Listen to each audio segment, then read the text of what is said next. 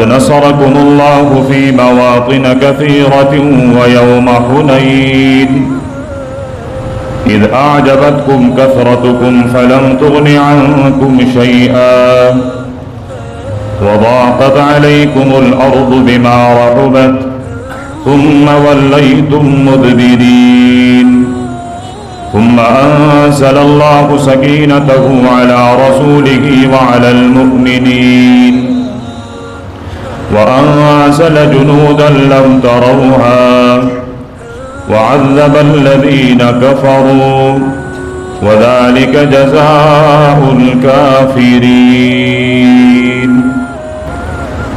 جس میں آپ صلی اللہ علیہ وسلم کی زندگی میں پیش آئے غزوات میں سے ایک غزوے کا ذکر ہے جو غزوہ حنین کے نام سے مشہور ہے. آپ صلی اللہ علیہ وسلم کی سیرت کے سفر میں آپ کے مدینہ زندگی اور اس کے 6 سال اور ان 6 سالوں میں بڑے بڑے اور نمایاں واقعات جو پیش آئے ان کا تذکرہ ہوا ہے.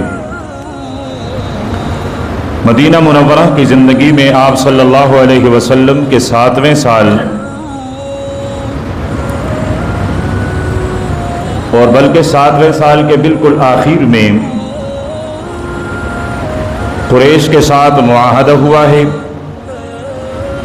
اور اس معاہدے کو توڑا گیا ہے اور اسی کے ذیل میں آپ صلی اللہ علیہ وسلم کی زندگی مدینے والی 8ویں سال میں ایک طرف فتح مکہ کا واقعہ ہے اور دوسری طرف غزوہ حنین ہے.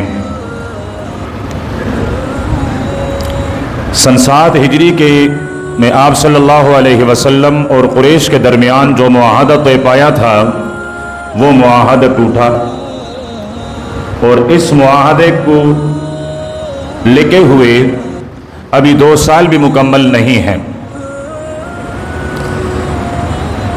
جس میں آپ صلی اللہ علیہ وسلم اور کافروں کو یہ اختیار تھا کہ جو قبیلہ جس کے ساتھ حلیف بننا چاہیں تو اس کو اجازت ہے. تو بنو بکر وہ اپنے مرضی سے قریش مکہ کے حلیف بن گئی اور اس کے مقابلے میں دوسرا قبیلہ تھا بنو خزاعہ، وہ آپ صلی اللہ علیہ وسلم اور مسلمانوں کے حلیف بنے. معاہدے میں یہ بات شامل تھی کہ ہم ایک دوسرے پر حملہ نہیں کریں گے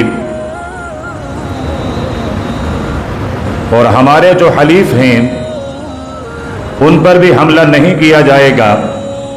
اگر ان پر حملہ ہوتا ہے تو پھر اس کا بدلہ لینے کے لیے ہم سب ایک ہوں گے.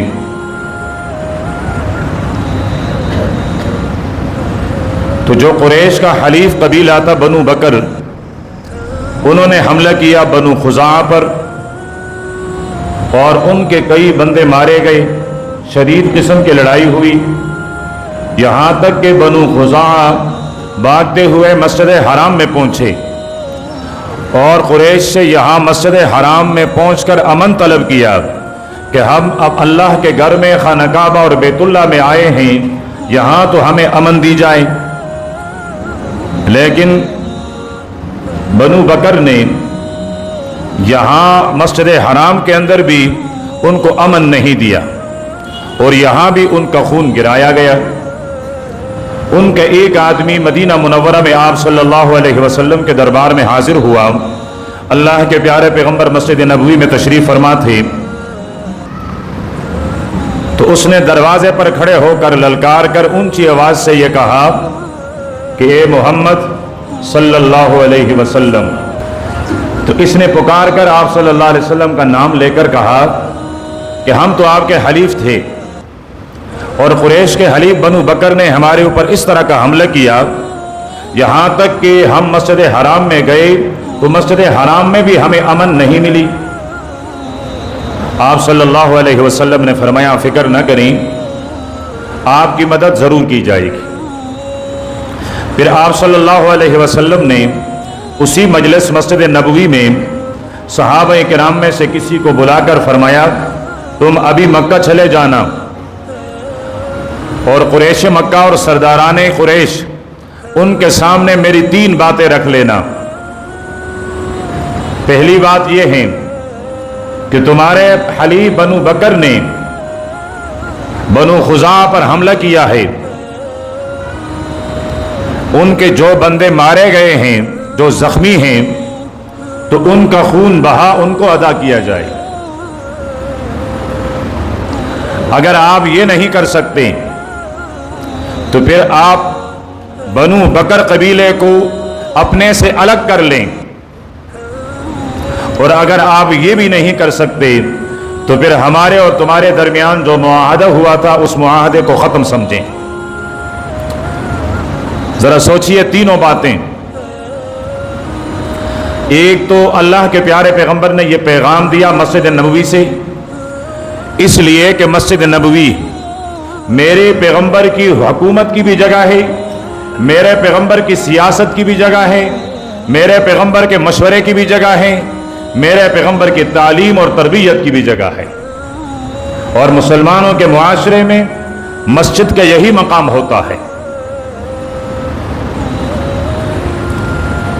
दूसरी तरफ देखें, आप सल्लल्लाहु अलैहि वसल्लम का मुआमला फहम होना, मुआमले के गहराई तक कैसे पहुंची और किस तरह 2 टोक अपना मौक़िफ़ अपने दुश्मन की तरफ भेजा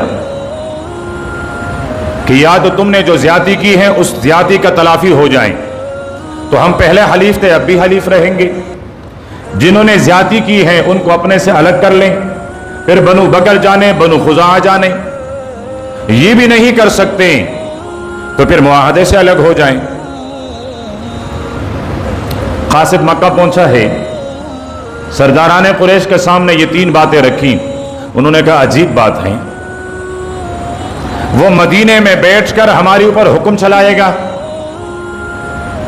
ना तो बनु बकर खून बहा अदा करेगा, ना हम उनको अपने से अलग कर सकते हैं, और तीसरी बात के लिए तैयार हैं मुआहदा खत्म हो जाए।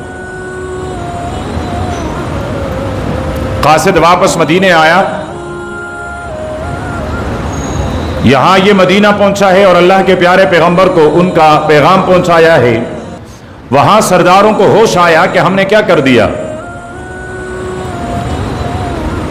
जब ये लोग लड़ाई के लिए आजाद थे तब हमने कौन सी इज्जत कमाई है, कौन सा फतह और कौन सा गलबा हमने हासिल किया। ये 2-2.5 साल अमन के गुजरे थे, अब फिर से लड़ाइयां शुरू हो जाएंगी। तो उन्होंने अबू सुफियान को भेजा। अबू सुफियान उस वक़्त मुसलमान नहीं हुए थे, काफिरों की तरफ से उनके सरदार थे।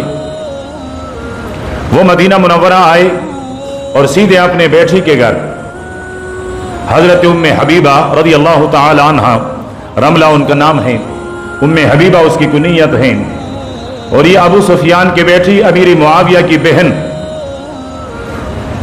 और यजीद की, बताइए, हाँ, यजीद की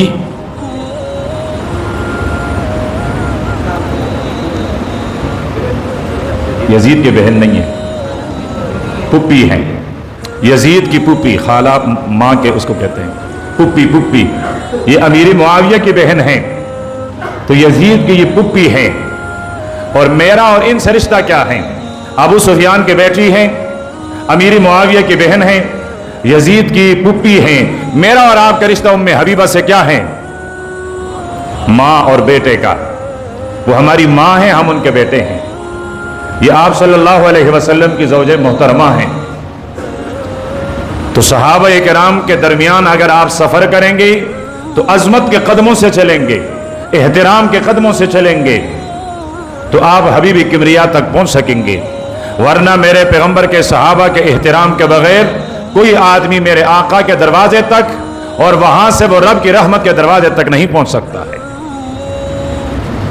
तो अबू सुफियान अपनी बेटी उम्मे हबीबा के घर आए, बड़ी खुश हुई कि वालिद आए हैं, लेकिन जैसे ही वालिद को देखा है एकदम उठी और बिस्तरे को लपेट कर एक जानिब कर लिया। तो अबू सुफियान कहने लगा, बेटी ये बता बिस्तरे को क्यों लपेटा? میں اس بسترے کا قابل نہیں یا بسترا میرے قابل نہیں، یا تو بسترا اتنا کمتر ہے اور میں سردار ہوں، یہ بسترا میرے قابل نہیں، اور یا پھر بسترا بہت زیادہ عالی شان ہے اور آپ کی نظروں میں کمتر ہوں اور میں اس بسترے پر بیٹھنے کا لائق نہیں، اس لیے آپ نے اس کو لپیٹ لیا۔ سنیے میری ماں کا جواب۔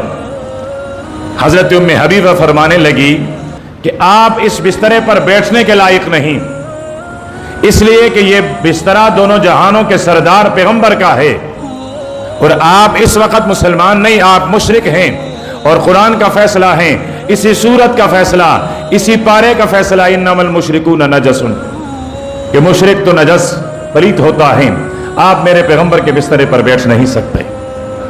قربان جاؤں صحابہ کرام کے ایمان سے، قربان جاؤں۔ بیٹی ہیں، عرصے بعد اپنے والد سے ملی ہیں، لیکن ایمان کی حرارت اور ایمان کی طاقت اور قوت ملاحظہ کیجئے کہ میرے پیغمبر کے بسترے پر آپ نہیں بیٹھ سکتے۔ اس نے کہا اچھا تم بھی اس شر میں مبتلا ہو گئی؟ تم میں حبیبہ فرمانے لگی شر نہیں، میں شرک کے ظلمت اور گمراہی اور اندھیرے میں تھا، مجھے اللہ پاک نے اسلام کی نور عطا کر لی ہے۔ یہاں باپ بیٹے کے آپس میں جو گفتگو ہوئی وہ ہوئی ہوگی۔ یہاں سے ابو سفیان آپ صلی اللہ علیہ وسلم کے پاس پہنچا اور کہنے لگا کہ آپ کا قاصد آیا تھا، لیکن ہم سے جواب دینے میں جلدی بھی ہوئی اور غلطی بھی ہوئی۔ ہم آئے ہیں اس معاہدے کو نیا کرنے کے لیے، تجدید کے لیے، پھر سے تازہ کرنے کے لیے۔ آپ صلی اللہ علیہ وسلم خاموش، کوئی جواب نہیں دیا۔ ابو سفیان وہاں سے گیا حضرت ابو بکر کے پاس۔ ابو بکر سے کہا تیرے آقا کا پیغام آیا تھا، ہم سمجھے نہیں، لیکن میں آیا ہوں، سردار ہوں، اور اب اس معاہدے کی تجدید چاہتے ہیں۔ حضرت ابو بکر نے بھی کوئی جواب نہیں دیا۔ یہاں سے گئے حضرت عمر کے پاس، حضرت عمر نے بھی کوئی جواب نہیں دیا۔ وہاں سے گئے حضرت علی کے پاس، حضرت فاطمہ بھی ہیں اور جنتی جوانوں کے سردار حسن اور حسین بھی ہیں۔ کہنے لگے علی میں اس رشتہ داری اور قرابت کا واسطہ دے رہا ہوں جو میرے اور آپ کے درمیان ہیں، میں اس معاہدے کی تجدید کے لیے آیا ہوں۔ حضرت علی نے فرمایا جب اللہ کے نبی نے کچھ نہیں فرمایا میں کیا کہہ سکتا ہوں۔ حضرت فاطمہ سے کہنے لگے بیٹی تم تو بتاؤ، یا تم اگر نہیں تمہارے یہ معصوم چھوٹے چھوٹے بچے اعلان کر دیں۔ حضرت فاطمہ کہنے لگی بچے ہیں، ان کے منہ کا کیا اعتبار، اور رہی بات ہمارا تو ہم اپنے سردار اور آقا پیغمبر کے بجائے کچھ بھی نہیں کہہ سکتے ہیں، جواب دیں گے تو وہ دیں گے۔ جواب طلب نگاہوں سے حضرت علی کی طرف دیکھا، بھائی تم بتاؤ مجھے کیا کرنا ہے؟ پر میں چلے جاؤ مسجد نبوی کے دروازے پر اور وہاں اعلان کر لو کہ میں اس معاہدے کی تجدید کے لیے آیا ہوں اور ہم اس معاہدے کو پھر سے اس پر عمل پیرا ہونا چاہتے ہیں، اور پھر مکہ چلے جانا۔ اس نے وہی کیا، مسجد نبوی پر آیا، دروازے پر یہ باتیں کہیں، مکہ چلا گیا۔ یہ مکہ پہنچا تو مکے والوں نے کہا ابو سفیان کیا ہوا؟ اس نے کہا نہ اللہ کے نبی نے بات کی، نہ ابو بکر نے بات کی، نہ عمر نے، علی نے مجھے یہ بات بتائی اور میں مسجد کے دروازے پر یہ کہہ کر آ گیا۔ تو مکہ والوں نے کہا ابو سفیان تم ہمارے درمیان سب سے ہوشیار آدمی تھے اور علی نے تمہارے ساتھ مذاق کر دیا، تمہارے عمر کے مقابلے میں تو علی بچہ ہے، ایک بچے نے تیرا مذاق اڑایا۔ اس کا مقصد یہ ہے کہ اب معاملہ اور معاہدہ اب ٹوٹ گیا ہے، اختتام کو پہنچ چکا ہے۔ یہاں مدینے میں آپ صلی اللہ علیہ وسلم نے صحابہ کرام سے فرمایا تیاری کر لو۔ گھر میں گئے، سید عائشہ رضی اللہ تعالی عنہا سے فرمایا کہ میری سفر کی تیاری کروا دیں۔ حضرت ابو بکر آئے، دیکھا بیٹی سامان کی تیاری کر رہی ہے، پوچھا بیٹی کیا بات، کس کی تیاری ہے؟ عرض کرنے لگی آقا نے حکم دیا ہے کہیں سفر پہ جانا ہے۔ حضرت ابو بکر نے پوچھا حضرت عائشہ سے کہ کہاں جا رہے ہیں، کس سفر پر جا رہے ہیں؟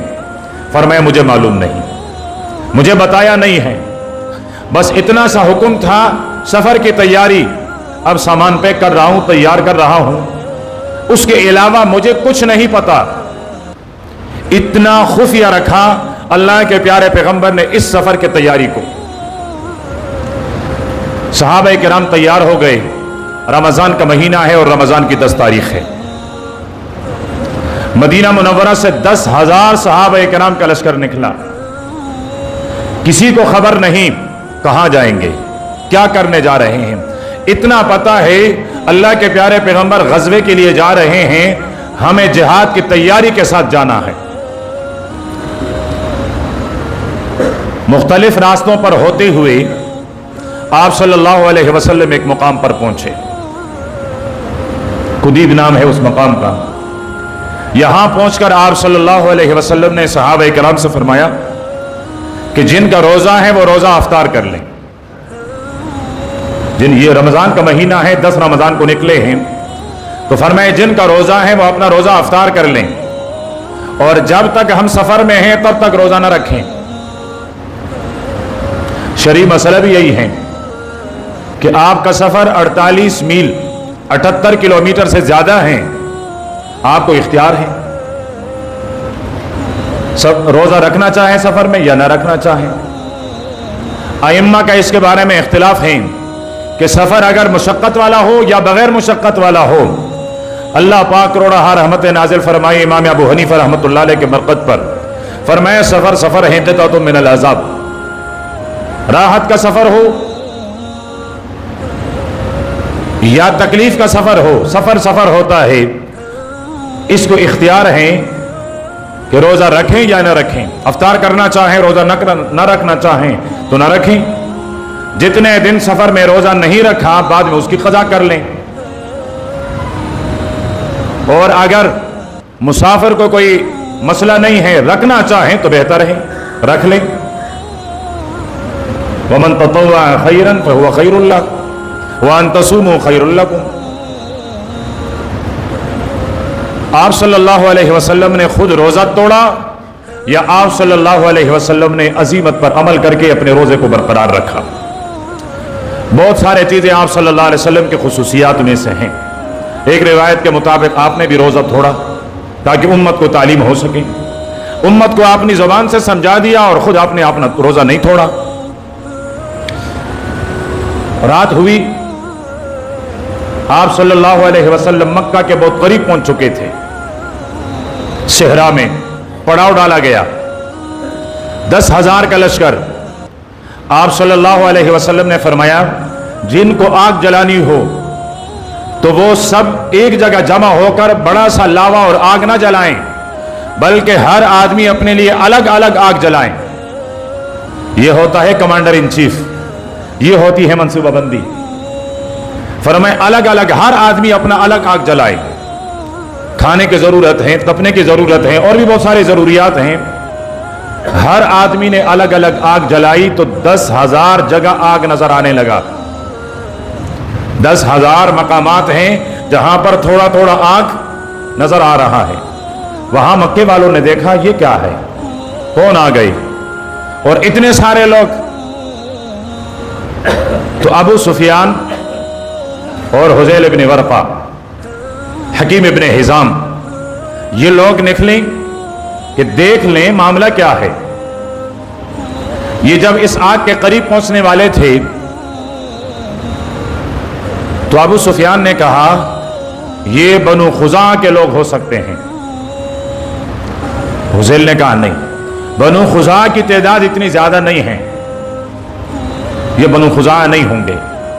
यहां ये बातें हो रही थी, इतने में सहाबा किराम जो पहरे पर मुकर्रर थे वो वहां पहुंचे और उन्होंने दोनों को गिरफ्तार कर लिया। यहां रात के अंधेरे में हजरत अब्बास रज़ी अल्लाह ताला अन्हु जो आप सल्लल्लाहु अलैहि वसल्लम के चचा थे और पहले मुसलमान हुए, लेकिन आज उन्होंने अपने इस्लाम का इजहार फरमाया था अपने बेबी बच्चों और अहलो अयाल समेत। उन्होंने आप सल्लल्लाहु अलैहि वसल्लम से इजाजत ली कि मैं आपका खच्चर लेकर मक्का जाऊं और मक्का वालों को खबरदार कर लूं कि अल्लाह का प्यारा पैगंबर लश्कर लेकर आया है, लेकिन मुकाबले में आओगे तो खून की नदियां बह जाएगी। आपने फरमाया अच्छी बात है। हजरत अब्बास रज़ी अल्लाह ताला अन्हु मेरे पैगंबर का खच्चर लेकर निकले। रास्ते में इनसे मुलाकात हुई। आवाजें सुनी तो ये तो अबू सुफियान की आवाज है। करीब गए, पूछा अबू सुफियान क्या है? उसने कहा मैं इन लोगों की खबरगिरी के लिए आया था कि देख लूं कौन है, यहां गिरफ्तार हो चुका हूं। तो हजरत अब्बास रजी अल्लाह ताला अन्हु ने फरमाया कि चलो प्यारे पैगंबर के पास चलते हैं। आप सल्लल्लाहु अलैहि वसल्लम के पास लेकर आए। हकीम इब्ने हिजाम तो मुसलमान हो गया। ये आए तो अल्लाह के प्यारे पैगंबर ने हजरत अब्बास से फरमाया कि इनको सुबह मेरे पास पेश किया जाए। अभी तो रात है। सुबह हुई, सहाबा किराम उठे, 10,000 लोग वो उठ रहे हैं, तैयारी कर रहे हैं। इतने में अबू सुफियान को भी लाया गया। नमाज का भी तक वक्त नहीं है, नमाज और जमात खड़ी नहीं है। आप सल्लल्लाहु अलैहि वसल्लम ने अबू सुफियान से पूछा, अबू सुफियान क्या अभी तुझे ये बात मालूम नहीं हो सकी है कि मेरा रब अकेला माबूद है, सब कुछ कर सकता है, तेरे माबूद बातिल हैं और कुछ नहीं कर सकते? अबू सुफियान कहने लगा, मुझे तेरी इज्जत और तेरी हिल्म की कसम, मैं खूब समझ चुका हूं कि मेरे बुत कुछ नहीं कर सकते हैं, तेरा माबूद सब कुछ करने वाला है। आप सल्लल्लाहु अलैहि वसल्लम ने फिर फरमाया, अबू सुफियान क्या आज तक तुझे ये बात मालूम नहीं हो सकी कि मैं जो कुछ करता हूं अपनी मर्जी से नहीं, अपने खालिक के हुक्म से कर रहा हूं, माबूद के कहने पर कर रहा हूं? अबू सुफियान कहने लगा, हां मुझे अब इसका भी अंदाजा हो गया है। आपने फरमाया, फिर पढ़ लो ला इलाहा इल्लल्लाह। उसने कहा, ला इलाहा इल्लल्लाह तो पढ़ लूंगा, लेकिन अभी तक दिल में इत्मीनान नहीं। कलमा पढ़ा। थोड़ी देर बाद नमाज की सफ़े बन रही हैं तो आपने हजरत अब्बास से फरमाया कि अबू सुफियान को अपने साथ सफ में खड़ा कर दें। सफ में खड़ा किया गया। इससे पहले हजरत उमर और सहाबा किराम ने इजाजत मांगी थी, अल्लाह के पैगंबर इजाजत दे दें, हमेशा हर लड़ाई की सियादत और सरदारी की है, कमांडर बनकर आया है, इजाजत दे दें, इनका सर कलम कर दें। आपने फरमाया नहीं, इंतजार करो। नमाज से फारिग हो गई। 10,000 का लश्कर एक इमाम के पीछे, एक तकबीर पर उठते और बैठते। 10,000 का लश्कर फजर की नमाज में, फजर की नमाज में वो जो मशहूर हैं कि यहूदी एक दूसरे से पूछते हैं कि क्या मुसलमानों की जुमे की जितनी जमात हैं, क्या उतने ही लोग फजर के नमाज में हैं? जवाब देने वाला कहता है नहीं। फरमाया, फिर मुसलमान गालिब नहीं आ सकते, फिर वक्त हैं। जुमे की नमाज में जितने हैं, जब तक ये फजर की जमात में नहीं हैं, तब तक मुसलमान गालिब नहीं आ सकता है। यहूदी कहते हैं हम नहीं समझते अपनी ताकत को, हमें नहीं पता अपने कामयाबी के राज।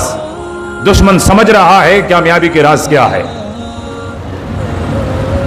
जिस रब ने आज जुमे की नमाज का हमें पाबंद बनाया है, उसी रब ने हफ्ते के 7 दिन फजर के नमाज का भी हमें पाबंद बनाया है। लेकिन फजर की नमाज में तो चंद ही लोग होते हैं, और अक्सर मस्जिदों में तो सिर्फ ये बुजुर्ग और बूढ़े सफेद दाढ़ी वाले यही नजर आते हैं। और क्यों नजर ना आए, मेरा जवान रात के तहज्जुद के वक्त तक पाबंदी के साथ मोबाइल के साथ मसरूफ होता है। तहज्जुद के वक्त तक पाबंदी के साथ दुनिया का कोई काम छूट जाए परवाह नहीं है। बराबर वाले कमरे में मां बीमार है, करा रही है, परवाह नहीं है। वालिद बीमार है, फरियादें कर रहा है, परवाह नहीं है। भाई बीमार है, परवाह नहीं है। इसका मोबाइल, ये अपने मोबाइल में लगा रहेगा। कल या परसों मुझे किसी जवान का फोन आया था, इमाम साहब वो पबजी गेम खेलने पर कोई गुनाह तो नहीं है? मैंने कहा जालिम, इस पर तो एक जुम्मा पढ़ाया था कि हराम है। कहते हम दोस्त बैठे हुए थे, उन्होंने कहा ये तो शुगल है। मैंने कहा ये शुगल हराम का है, ये शुगल गुमराही का है। तो ये तहज्जुद के वक्त तक 2:30-3 बजे तक ये मोबाइल के साथ लगा हुआ होता है, और उसके बाद सो जाता है तो फजर में कहां होगा? میں تشبیہ نہیں دے رہا ہوں، صرف غفلت کے اس پردے کو ہٹانے کے لیے کسی دن مشاہدہ کر لیں کہ جیسے ہی صبح ہو جاتی ہیں جہاں جہاں کتے ہیں وہ خاموش ہو کر سو جاتے ہیں. مشاہدہ کر لیں. میں تو دیہاتی آدمی ہوں، میں نے یہ مشاہدہ کیا ہے. ساری رات چوکیداری کرتا ہے گھر کے ارد چکر لگاتا ہے، بھونکتا ہے کہ کوئی دشمن نہ آ جائیں، کچھ نہ آ جائیں، لیکن جیسے ہی صبح صادق کتا سو گئے. میں نے دیکھا ہے، شاید آپ لوگوں نے بھی تجربہ کیا ہو یا نہ کیا ہو، بہرحال کراچی میں نے دیکھا نہیں، یہاں کا ماحول الگ ہے. ہو سکتا ہے یہاں نہ سوتے ہوں، لیکن دیہات میں تقریباً حضرت لقمان حکیم نے اپنے بیٹے سے وصیت کی ہے کہ بیٹے مرغ سے عاجز مت بننا. کس سے عاجز مت بننا؟ مرغ سے. مرغی جانتے ہو، لیکن وہ بھی دیسی مرغی. کہتے ہیں اس سے عاجز نہیں بننا. اس نے کہا بابا بات سمجھ میں نہیں آئی. فرمایا جب تہجد کا وقت ہوتا ہے تو مرغا بھی بیدار ہو کر آذان دیتا ہے. اور یہ بھی ایک حکمت کہ مرغا فرشتے کو دیکھ کر آذان کہتا ہے، اور جناب گدھا وہ اپنی جناب شیطان کو دیکھ کر بھونکتا ہے اور آوازیں لگاتا ہے. اس لیے ان کے لیے دم یہ ہے کہ گدھا اگر آپ کو بار بار تنگ کرے تو اعوذ باللہ من الشیطان الرجیم پڑھ لے. یہ شیطان کو دیکھ کر پھر انسان کو تنگ کرتا ہے، تو جب اعوذ باللہ من الشیطان الرجیم پڑھیں گے دفع ہو جائے گا، خاموش ہو جائے گا.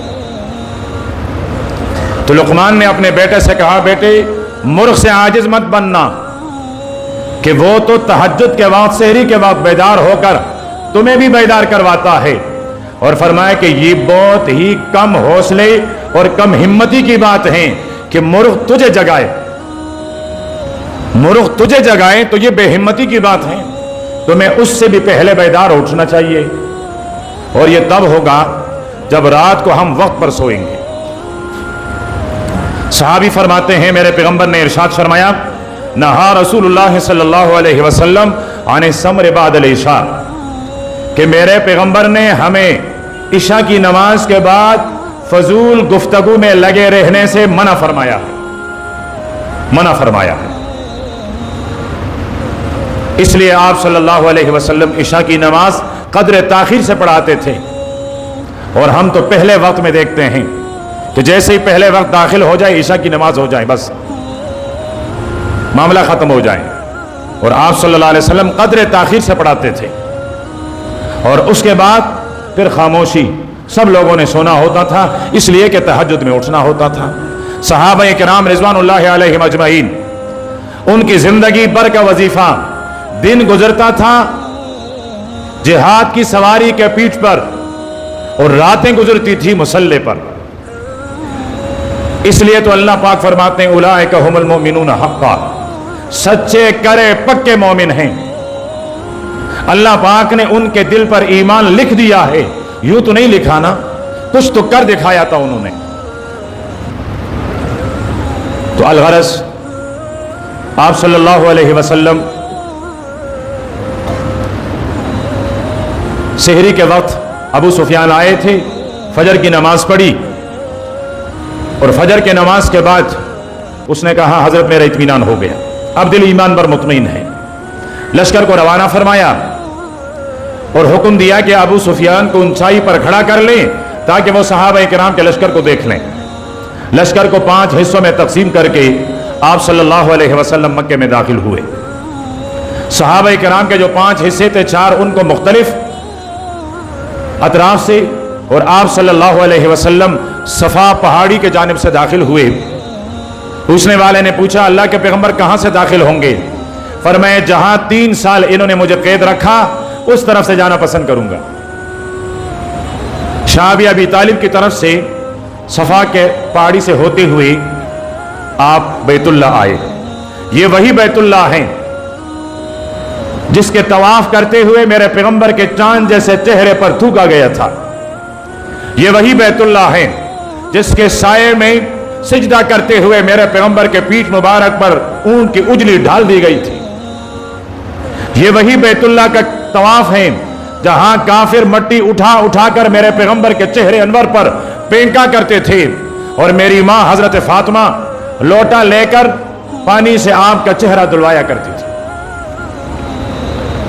ये वही खाना काबा है जिसके साये में बैठकर कुरैश मक्का ने फैसला किया कि या तो इनको जलावतन करें या इनको कत्ल करें। ये वही बैतुल्लाह है। हजरत उस्मान ने वहां जाकर मिन्नत की है कि मेरा आका सिर्फ तवाफ के लिए आएगा, इजाजत नहीं मिली, इस साल नहीं आइंदा साल आए। लेकिन आज इख्तियार अल्लाह पाक ने मेरे हबीब को दे दिया है। 360 बुत अल्लाह के प्यारे पैगंबर सवारी पे सवार बैतुल्लाह का तवाफ करते हुए फरमाते हैं जाल हक वज़ाहक़ल बातिल इन्नल बातिल कान ज़हूक़ा। हक आ गया, बातिल मिट गया, बातिल को मिटना ही है। और फिर वो 365 बुत वो गिरवाए, टुकड़े टुकड़े करवाए। मक्के के बाहर 3 बड़े बड़े बुत रखे हुए थे, उनके लिए भी सहाबा किराम को भेजा, उन्होंने वो बुत भी हटवा दिए। आप सल्लल्लाहु अलैहि वसल्लम ने 10 रमजान को मदीने से निकली, 20 रमजान को मक्का पहुंचे, 19 दिन अल्लाह के प्यारे पैगंबर ने मक्के में गुजारे। तवाफ से फारिग होकर फरमाया आज जो अपने घर में दाखिल होकर दरवाजा बंद करे मुझ मोहम्मद यारबी की तरफ से उसको अमन है, जो बैतुल्लाह में आ जाए उसको अमन है, जो अबू सुफियान के घर में पनाह ले लें उनको भी अमन है। मक्का के मुशरिक तर तर कांप रहे हैं, हमारे साथ क्या होगा, हमारे साथ क्या होगा। अल्लाह के नबी ने पूछा तुम्हें पता है मैं क्या करने वाला हूं? कुरैश कहने लगे आप करीम इब्न अल करीम, आप खुद भी इज्जत वाले, आपके वालिद अब्दुल्ला भी इज्जत वाले, आपके दादा अब्दुल मुत्तलिब भी इज्जत वाले, आपके परदादा इब्राहिम भी इज्जत वाले, आप जो चाहें फैसला कर लें। फरमाया मैं तुम्हारे साथ वो फैसला करूंगा जो यूसुफ ने अपने भाइयों से के लिए किया था। ला तसरीबा अलैकुमुल यौम, तुम्हारे ऊपर आज कोई मलामती नहीं है, जाओ अंतुम तुलका, तुम आजाद हो, तुम आजाद हो। सफा के पहाड़ी के पास बैठे लोग आए और बैयत करने लगे, हाय कुर्बान जाओ। तारीख कैसे अपने आप को दोहराती है। इस सफा के पहाड़ी पर ला इलाहा इल्लल्लाह पढ़ने वाला मेरा पैगंबर अकेला था, लेकिन अभी 10,000 तो वो लश्कर हैं और सारे मक्के वाले आकर मुसलमान हो रहे हैं। आपने फरमाया वहशी इब्ने हरब को अमन नहीं है, इकरमा बिन अबी जहल को अमन नहीं है, हिंद इब्ने अबी उतबा को अमन नहीं है। इन्होंने अल्लाह के प्यारे पैगंबर की गुस्ताखी की है, इनको अमन नहीं मिलेगा। ये भाग गए। वहशी ने आकर इस्लाम कबूल किया, बुर्का उड़कर आया और इस्लाम कबूल कर लिया। इकरमा की बेबी आई, उसने इस्लाम कबूल किया और अपने शोहर के लिए अमन मांगी। आप सल्लल्लाहु अलैहि वसल्लम ने अमन दे दी। हजरत इकरमा भी आए और मुसलमान हुए। पता है इकरमा कौन है? अबू जहल का बेटा, अबू जहल का बेटा। ये भी मुसलमान हुए। हिंद इब्न अबी उतबा भी मुसलमान हुए। वरना कानून यही है कि गुस्ताख रसूल की सजा सिर्फ एक ही है कि उसका तर उसके तने के साथ न रहे। गुस्ताख रसूल की यही सजा है। खाना काबे के गिलाफों में छुपा हुआ अल्लाह के नबी ने फरमाया निकालो और कत्ल कर लो। अब दुनिया मुझे इस बारे में अमन का दर्स न दे। अपनी लीडर की गुस्ताखी की सजा कत्ल है, तो फिर मोहम्मद यारबी की गुस्ताखों की सजा कत्ल क्यों नहीं है? फिर हमारे ईमान के साथ खिलवाड़ क्यों किया जाए? हमारे ईमान को खिलाना क्यों बनाया जाए? आदमी अपने वालिद को की गुस्ताखी करने वाले को जिंदगी भर माफ नहीं करता, उसका इंतकाम लेता है। क्या मेरे पैगंबर का एहतराम मेरे नजर में अपने वालिद से भी बढ़कर नहीं है? कबीले के सरदार की गुस्ताखी माफ नहीं की जाती है, तो क्या मेरे दिल में मेरे पैगंबर की इज्जत अपने कबीले के सरदार से बढ़कर नहीं है? लेकिन इन्होंने इस्लाम कबूल किया, अल्लाह के प्यारे पैगंबर ने माफ कर दिया। अब वो सहाबा किराम जिनकी रिहायश मदीना में थे, अंसार, उनके दिल तड़पने लगे। क्या होगा? اللہ کے پیارے پیغمبر تو اب مکے میں رہ جائیں گے، ہم ان کے بغیر اکیلے مدینہ جائیں گے۔ اتنے میں آپ صلی اللہ علیہ وسلم کو بذریعہ وحی خبر دی گئی، انصار کے دلوں میں یہ ڈر ہے۔